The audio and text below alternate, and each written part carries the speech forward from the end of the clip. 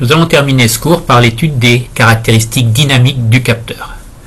Alors, nous avons vu en début de cours les caractéristiques statiques, c'est-à-dire on laisse au capteur le temps d'établir sa mesure et on réalise la mesure. Dans les applications industrielles, il est très important d'avoir des capteurs qui réagissent à une certaine vitesse et être capable de caractériser cette vitesse de réaction.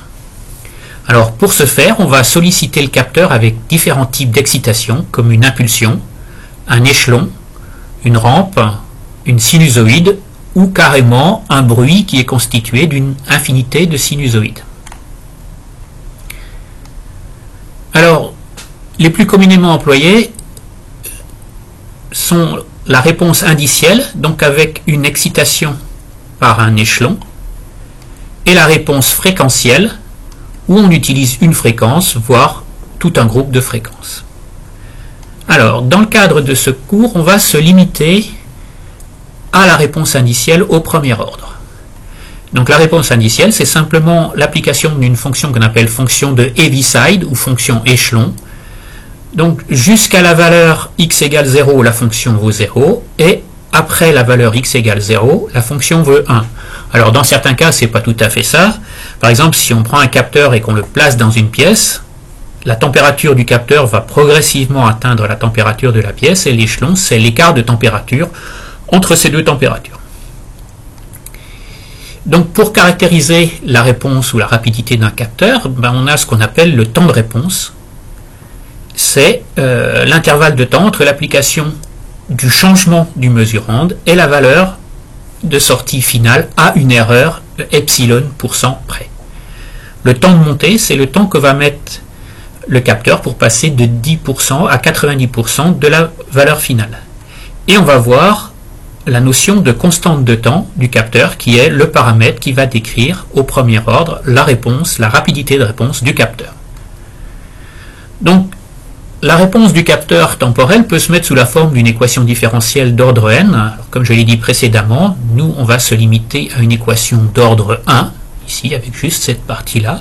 M de t, c'est comment va varier le mesurand, et on a les termes ici de l'équation différentielle. Alors pour un échelon, on aura m de t qui vaudra 0 quand t est inférieur à 0, et m de t qui vaudra m0 quand t est supérieur ou égal à 0.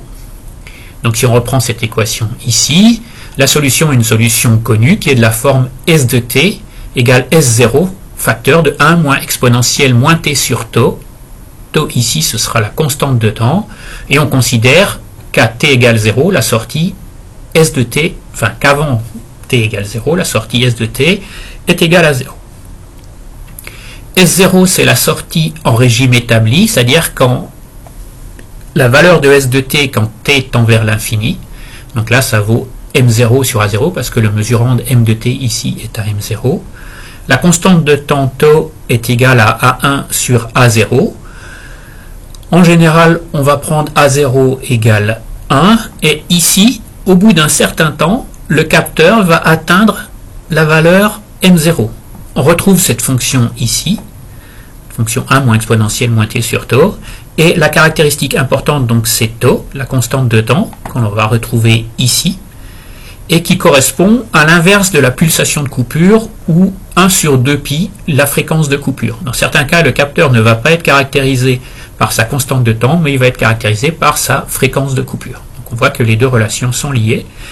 Donc nous, ce qui va nous intéresser, c'est quand on observe la sortie, la réponse d'un capteur à un échelon, on va regarder au bout de combien de temps on est arrivé à 63% de la sortie, ici, et au bout de ce temps-là, on aura réussi à déterminer tau.